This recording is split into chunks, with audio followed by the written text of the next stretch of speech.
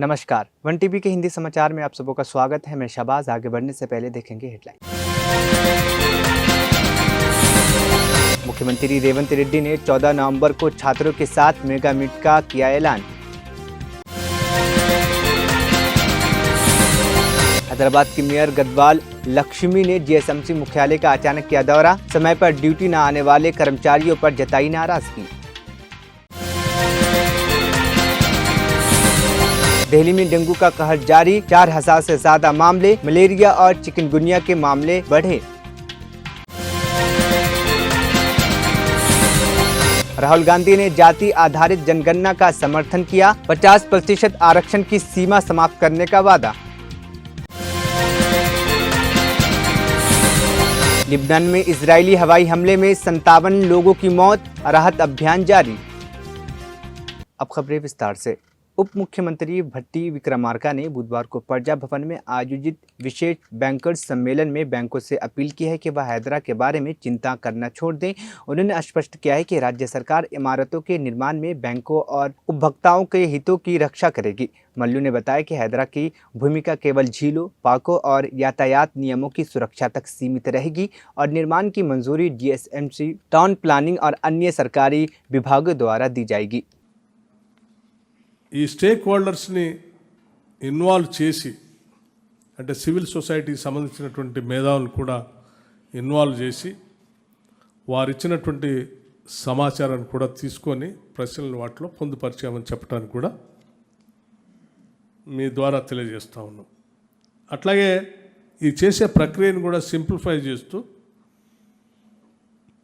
ప్రతి ఎన్యూమరేటర్కి ఒక 150 ఫ్యామిలీస్ కంటే ఎక్కువ లేకుండా ఉండేటట్టుగా, ఈజీగా ఉండేటట్టుగా చేసే కార్యక్రమాన్ని కూడా చేపట్టడం జరిగింది. అట్లాగే ఈ ఎన్యూమరేటర్లు ప్రతి 10 మందిని పర్యవేక్షించడానికి ఒక సూపర్వైజర్ని కూడా నియమించడం జరిగింది. ఈ సూపర్వైజర్లందరినీ కూడా కోఆర్డినేట్ చేస్తూ, ఎన్యూమరేటర్స్ని కోఆర్డినేట్ చేస్తూ జిల్లా స్థాయిలో కలెక్టర్లు నిత్యం పర్యవేక్షిస్తూ ఉంటారు. అట్లాగే జిహెచ్ఎంసీకి సంబంధించి కూడా ఎన్యూమరేషన్కి సంబంధించిన బ్లాకులుగా గుర్తించి ఆ బ్లాక్ వైజ్ అందులో కూడా మళ్ళీ సేమ్ సిస్టమ్ 150 ఫ్యామిలీస్ ఉండేటట్టుగా ఎన్యూమరేటర్కి కేటాయించడం జరిగింది. రాష్ట్రంలో ఈ బ్లాక్స్ అన్నిటినీ ఐడెంటిఫై చేసిన తర్వాత వాటిని అమలు చేయటం కోసం 94,750 మంది ఎన్యూమరేటర్లని ఎంపిక చేయటం జరిగింది. ఇందులో జిహెచ్ఎంసీలో 24,488 మంది, ఇతర ప్రాంతాల్లో 70,262 మందిని ఎంపిక చేయటం జరిగింది. వీరందరికీ పర్యవేక్షించడానికి 9,478 మంది సూపర్వైజర్లను కూడా ఎంపిక చేసి, అట్లాగే జిహెచ్ఎంసీలో 2,332 మంది సూపర్వైజర్లను ఎంపిక చేసి వారికి వీరికి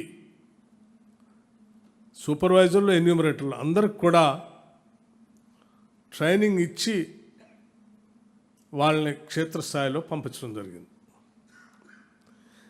ఈ ఎన్యూమరేటర్లు, సూపర్వైజర్ని గైడ్ చేయడానికి కూడా కలెక్టర్ల స్థాయిలో కూడా కాన్ఫరెన్స్ కండక్ట్ చేసి వారికి కూడా దీనికి సంబంధించినటువంటి ఈ చేసేది అసలు ఈ కులగణన ఎందుకు చేస్తున్నాం, దానికోసం ఏ రకమైనటువంటి సూపర్వైజర్ని, ఏ రకమైన ఎన్యూమరేటర్ని, ఏ రకమైనటువంటి ప్రశ్నపత్రాలని తయారు చేసుకుని ముందుకు పోవాలనేటువంటి అంశాలని కలెక్టర్స్ కూడా స్పష్టంగా కాన్ఫరెన్స్ ద్వారా తెలియజేశాం. సో దయచేసి దీన్ని పూర్తి స్థాయిలో ఈ ఎన్యూమరేటర్స్ ఇళ్ళకు వచ్చినప్పుడు, అంటే దానికి సంబంధించి ముందే హౌస్ లిస్టింగ్ కూడా జరుగుతుంది కాబట్టి ఆ హౌస్ లిస్టింగ్ ప్రకారం ఏ ఎన్యూమరేటరు ఏ తారీఖు ఎప్పుడు మీ ఇంటికి వస్తాడో కూడా ముందే తెలుస్తుంది కాబట్టి దయచేసి ఆ ఇళ్లలో ఉన్నటువంటి వాళ్ళంతా కూడా ఆ సమయానికి వారికి అందుబాటులో ఉండి సమగ్రమైన సమాచారాన్ని ఎన్యూమరేటర్స్కి ఆ ప్రశ్నాపత్రంలో ఉన్నటువంటి వాటికి అందించవలసిందిగా నేను ప్రజలందరికీ కూడా సౌహృదయంతో రాష్ట్ర ప్రభుత్వం నుంచి విజ్ఞప్తి చేస్తూ ఉన్నాను. అట్లాగే ఈ సర్వే సమయానికి వారి కుటుంబ సభ్యులకు సంబంధించినటువంటి ఆధార్ కార్డులు ఉంటే ఆధార్ కార్డులు, ధరణి పాస్ పుస్తకాలు, రేషన్ కార్డులు సిద్ధంగా ఉంచుకోవాల్సిందిగా, ఇది అంటే ఆ సర్వే చేయడానికి త్వరితగతిన ఉపయోగపడుతుంది కాబట్టి వాటిని అందుబాటులో ఉంచుకోవాల్సిందిగా చెప్తా ఉన్నాను. అట్లాగే ఎప్పటికప్పుడు ఆ ఏరియాలో ఉన్నటువంటి కలెక్టర్స్ కూడా మీ ద్వారా నేను వారితో చేసే కాన్ఫరెన్స్తో పాటు మీడియా ద్వారా కూడా వారికి కూడా నేను విజ్ఞప్తి చేస్తూ ఉన్నాను. ఎప్పటికప్పుడు ఆ జిల్లాల్లో ప్రతిరోజు సాధ్యమైనంత మేరకు ఈ కుల గణనకు సంబంధించిన సమాచారాన్ని సాధ్యమైనంత మేరకు వారి వారి జిల్లా స్థాయిల్లో ప్రెస్ కాన్ఫరెన్సెస్ ద్వారా, మిగతా మాధ్యమాల ద్వారా సాధ్యమైనంత ప్రచార కార్యక్రమానికి కూడా అంటే సంపూర్ణమైన సమాచారాన్ని ప్రజలకు అందించే విధంగా వారి వారి ప్రయత్నం కూడా చేయవలసిందిగా వారికి కూడా చెప్తా ఉన్నాను. मुख्यमंत्री रेवंत रेड्डी ने घोषणा की है कि राज्य सरकार 14 नवंबर को पूर्व प्रधानमंत्री जवाहरलाल नेहरू के जयंती के मौके पर हैदराबाद में छात्रों के साथ एक मेगा मीट आयोजन करेगी। इस कार्यक्रम में मुख्यमंत्री शिक्षा प्रणाली को सशक्त बनाने के लिए कई महत्वपूर्ण फैसलों की घोषणा कर सकती है, जिसमें कुछ और विधानसभा क्षेत्रों में दूसरे चरण के एकीकृत आवासीय विद्यालयों को मंजूरी देने की संभावना भी है। हैदराबाद की मेयर विजय लक्ष्मी ने ग्रेटर हैदराबाद नगर निगम जीएसएमसी के मुख्यालय का अचानक दौरा किया, जहां उन्होंने समय पर ड्यूटी नहीं आने वाले कर्मचारियों पर नाराजगी व्यक्त की। मेयर ने कहा है कि प्रजावाणी कार्यक्रम के तहत नगर नियोजन विभाग में कई आवेदन प्राप्त हुए हैं, लेकिन उनके निस्तारण के लिए कोई ठोस कदम नहीं उठाए गए। इसके अलावा विभाग को प्राप्त पत्राचार का भी समय पर जवाब नहीं दिया गया है। मेयर ने देर से आने वाले कर्मचारियों के नाम जुटाने की इच्छा जताई है और चेतावनी दी है कि अब कोई चूक बर्दाश्त नहीं की जाएगी। जम्मू कश्मीर की पूर्व मुख्यमंत्री और पीडीपी प्रमुख महबूबा मुफ्ती ने नेशनल कॉन्फ्रेंस द्वारा अनुच्छेद 370 को लेकर पेश किए गए प्रस्ताव को निराशाजनक बताया है। एक प्रेस कॉन्फ्रेंस के दौरान उन्होंने कहा है कि हाँ, लेकिन प्रस्ताव में विशेष दर्जा रद्द करने की चिंता जताई गई है, लेकिन इसे असंवैधानिक घोषित करने के बजाय केवल बातचीत की बात की गई है। महबूबा मुफ्ती ने स्पष्ट किया है कि पीडीपी अब इस प्रस्ताव में संशोधन पर विचार कर रही है, ताकि अनुच्छेद 370 की बहाली को स्पष्ट रूप से शामिल किया जा सके। देर आए दुरुस्त आए, और आज पीडीपी ने यह साबित किया कि नंबर मैटर नहीं करते हैं। अगर अपोजिशन के पास एक आदमी हो, 2 हो, 3 हो, तो वो अगर उनकी नीयत साफ हो, उनके पास अपना एक क्लियर कट एजेंडा हो, उनका इंटेंशन बिल्कुल ईमानदार हो, तो वो एक मेजॉरिटी वाली जमात को, सरकार को मजबूर कर सकते हैं कि जो जम्मू कश्मीर के लोगों की जो ख्वाहिशात हैं, जो उनकी कमिटमेंट है सरकार की, कि उसको पूरा करना है। तो मुझे लगता है कि जो वहीद पर्रा ने इनिशिएट किया, और जिस वक्त उसको उमर साहब ने कहा कि ये प्रोपेगेंडा है, कैमरा के लिए हो रहा है, तो आज मुझे लगता है ये पीडीपी की ही मेहनत का और उनका जो उन्होंने उस वक्त ये मसला उठाया, उसका नतीजा है कि आज जो वजीर आला ने कहा कि ये प्रोपेगेंडा है, कैमरा के लिए किया जाता है, half heartedly, I will say half heartedly, दिल बर्जास्ता होकर उन्होंने क्योंकि जो रेजोल्यूशन लाया है, अनफॉर्चुनेटली उसमें कहीं भी ये नहीं कहा गया कि हम मुखालिफत करते हैं 2019 में जो फैसला हुआ है, न ये कहा गया है कि 370 को रेस्टोर करो, बल्कि ये कहा है कि हमारा कंसर्न है, इस पे डायलॉग होना चाहिए। किसके साथ डायलॉग होना चाहिए? बीजेपी के रिप्रेजेंटेटिव्स के साथ डायलॉग होना चाहिए। किसके साथ डायलॉग होना चाहिए? जिन्होंने आज भी इसकी मुखालफत की, उनके साथ डायलॉग होना चाहिए। तो मैं समझती हूं कि जो पीडीपी का रेजोल्यूशन था वो बेहतर था। ये जो आज सरकार की तरफ से रेजोल्यूशन आया है, इसकी लैंग्वेज बेहतर हो सकती थी, कि इसमें ये कहा जा सकता था, जैसे पीडीपी रेजोल्यूशन में था, कि जो 2019 में फैसला किया गया हम उसकी मुखालिफत करते हैं, उसको कंडेम करते हैं, और साथ ही में ये कहा जाता कि ये जो हाउस है ये रिजॉल्व करता है कि जम्मू कश्मीर का स्पेशल स्टेटस 370-35A को रेस्टोर किया जाना चाहिए ओरिजिनल पोजीशन में, बजाय ये कहने के कि हमें फिक्र हो रही है, हमें कंसर्न है, एक डायलॉग होना चाहिए, और उसके बाद मुल्क की जो यकजहती को, उसको, इसमें मुल्क की यकजहती और इसमें क्या, आपस में क्या कनेक्शन है? तो मुल्क तो डाइवर्सिटी के लिए ये मुल्क माना जाता है, और इसी डाइवर्सिटी को देखिए जम्मू कश्मीर के लोगों ने 1947 में हाथ मिलाया था कि ये मुल्क एक डाइवर्स है, इसमें यूनिटी, डाइवर्सिटी में यूनिटी है।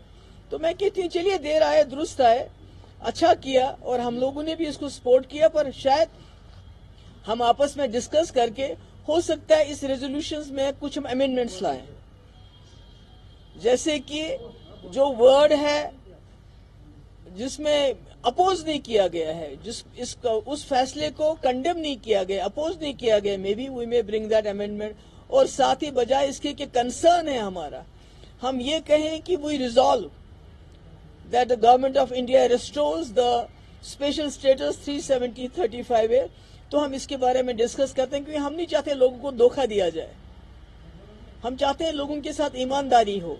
और अगर नेशनल कॉन्फ्रेंस ने, सरकार ने अब एक कदम ले लिया तो मुझे लगता है वो बहुत अच्छी बात है, हम उसको वेलकम करते हैं, मगर मैं समझती हूँ पीडीपी का काम है दूसरा स्टेप लेना, जो इस रेजोल्यूशन में कमियां हैं, खामियां हैं, उनको दूर करने के लिए इसमें अमेंडमेंट्स। दिल्ली में डेंगू के मामले में तेजी से बढ़ोतरी हो रही है। पिछले सप्ताह 480 नए डेंगू मरीजों की पुष्टि के साथ कुल डेंगू मामलों की संख्या 4000 से अधिक हो गई है। इस बीच मलेरिया के 23 और चिकनगुनिया के 24 नए मामले भी सामने आए हैं, जिससे मलेरिया के मरीजों की संख्या 709 और चिकनगुनिया के मरीजों की संख्या 151 हो गई है। विशेषज्ञों का कहना है कि यदि ये स्थिति बनी रही तो नवंबर में भी मच्छर जनित बीमारियों का खतरा बढ़ सकता है, क्योंकि सर्दियों में मच्छर पनपते हैं और इन बीमारियों के मरीजों की संख्या में इजाफा हो सकता है। अक्टूबर में पिछले 4 वर्षों में डेंगू के सबसे अधिक 2431 मामले सामने आए हैं, जो दिल्ली में स्वास्थ्य संकट का संकेत दे रही है। कांग्रेस नेता राहुल गांधी ने बुधवार को नागपुर में एक बार फिर देश में जाति आधारित जनगणना का समर्थन किया। उन्होंने कहा है कि यह जनगणना दलितों, पिछड़े वर्गों और आदिवासियों के साथ होने वाले अन्याय का सही आकलन करने में मदद करेगी। संविधान सम्मान सम्मेलन को संबोधित करते हुए राहुल गांधी ने कहा कि जाति आधारित जनगणना से यह स्पष्ट हो जाएगा कि समाज में विभिन्न वर्गों की स्थिति क्या है और वह कितनी ताकत रखते हैं। राहुल गांधी ने यह भी कहा है कि कांग्रेस 50% आरक्षण की सीमा को खत्म कर देगी और इस व्यापक तरीके से लागू करेगी। उन्होंने डॉक्टर भीमराव अंबेडकर द्वारा तैयार संविधान को केवल एक किताब नहीं बल्कि जीवन जीने का तरीका बताया और कहा कि संविधान ने हमें अधिकार और सम्मान दी है, जिसकी रक्षा की जानी चाहिए। एक छोटी सी आवाज आई, छोटी सी थी, जाति जनगणना। वो कोने से आई, वो ऐसे मतलब अगर मीटिंग हो, वो 200-300 लोगों ने नहीं कही, वो एक आदमी आया कोने से कहता है जाति जनगणना, और फिर आस्ते आस्ते वो जाति जनगणना, जाति जनगणना, जाति जनगणना फैलती जा रही है। इसको हमने जाति जनगणना नाम दिया है। जैसे अंबेडकर जी की सोच, बसवना, गांधी जी की सोच को हमने यह नाम दिया है कॉन्स्टिट्यूशन, वैसे ही जाति जनगणना को हमने नाम दिया है, मगर जाति जनगणना का असली मतलब न्याय है। क्योंकि अगर इस देश में 90% लोगों के पास कोई पावर ही नहीं है, कोई पैसा नहीं है, कोई धन नहीं है, कोई एसेट्स नहीं है,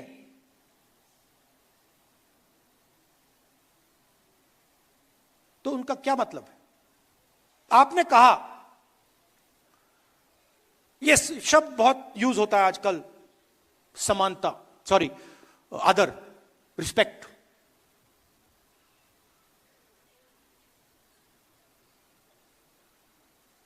मेरी सोच है कि बिना पावर की, बिना धन के रिस्पेक्ट का क्या मतलब है? कोई भूखा मर रहा है, उसकी कोई सुनता नहीं है, 24 घंटा दुखी रहता है, और मैं जाके उस पर माला लगा दूं को भैया मैं आपकी इज्जत करता हूं, उसका क्या मतलब?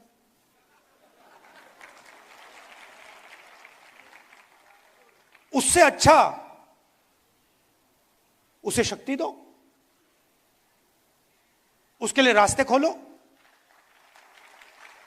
उसको थोड़ा सा धन दिलवाओ, उसको थोड़ी पावर दो, और फिर आपकी रिस्पेक्ट की जरूरत ही नहीं पड़ेगी। फिर वो अपने आप रिस्पेक्ट ले जाएगा, है ना?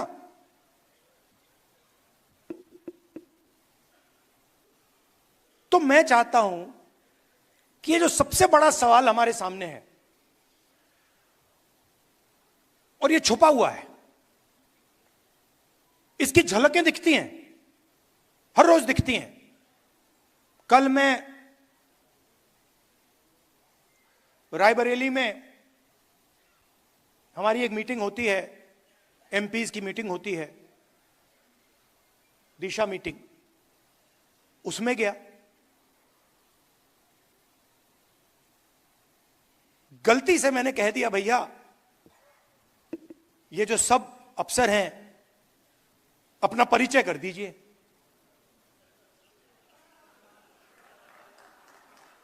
गलती से कह दिया मैंने। अब परिचय शुरू हुआ,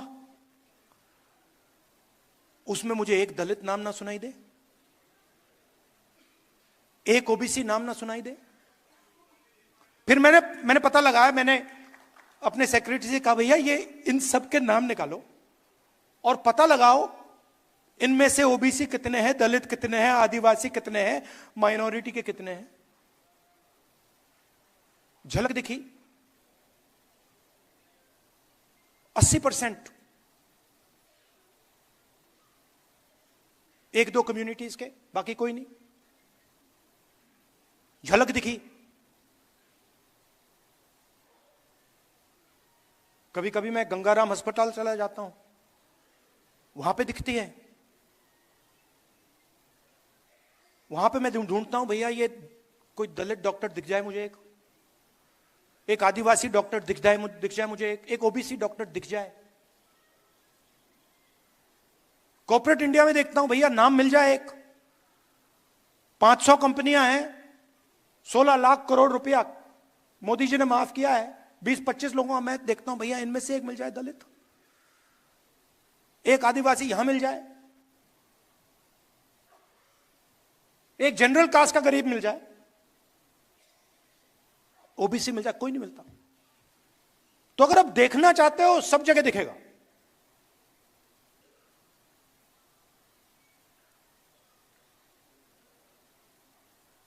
जुडिशरी में हाई कोर्ट्स देख लीजिए,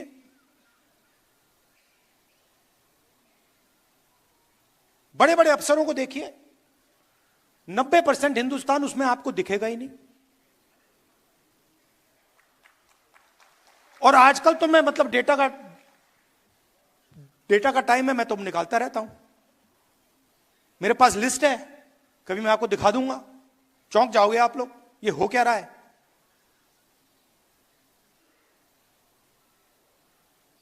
अदानी जी की कंपनी में मैंने मैनेजमेंट टीम को देखा, कौन लोग हैं ये, उसमें आपको एक दलित नहीं मिलेगा, एक ओबीसी नहीं मिलेगा, एक आदिवासी नहीं मिलेगा। 5% लोग हिंदुस्तान को चला रहे हैं।